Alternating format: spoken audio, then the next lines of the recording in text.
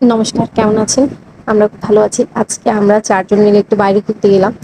৪ জনের কেকে আমি, নীল, প্রকৃতি আর হচ্ছে নীলের বাবা। চিন্তা করলাম সবসময় তো ঘরে বসে থাকা যায়।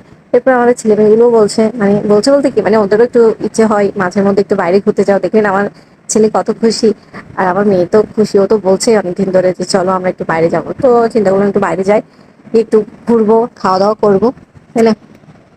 তো যেই চিন্তা ওই কাজ। তো নীলের বাবা বলছে চলো বাইরে যাই। তারপর গেলাম, একটু ফুচকা খাবে বলছে মেয়ে।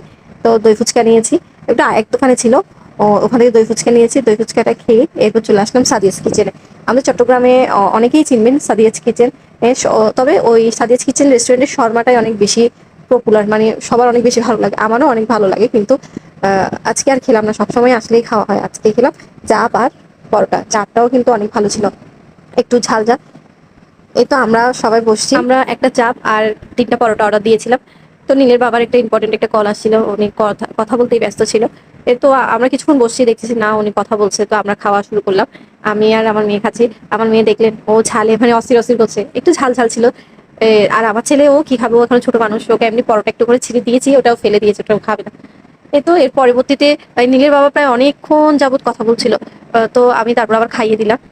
আর তখন প্রায় রাত 9টা বাজছিল।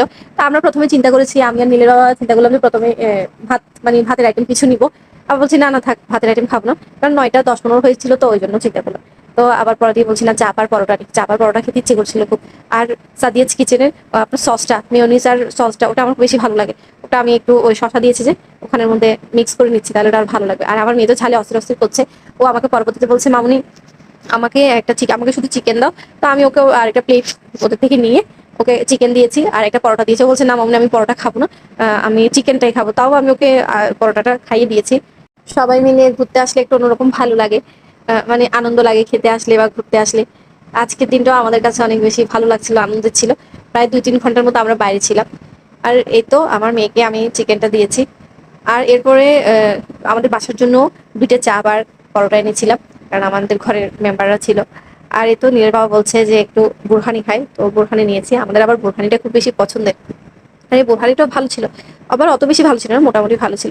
এই তো খাওয়া দাওয়া শেষ করে বাসার দিকে রওনা দিলাম। আপনারা সবাই ভালো থাকবেন, সুস্থ থাকবেন। আর আমার পেজে অবশ্যই একটা লাইক করবেন, সাবস্ক্রাইব করবেন। নমস্কার।